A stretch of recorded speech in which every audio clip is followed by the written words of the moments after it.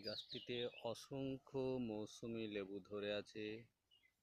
এটি খেতেও যেমন সুন্দর, সেরকমের মিষ্টত্ব ভাব ততটাই বেশি।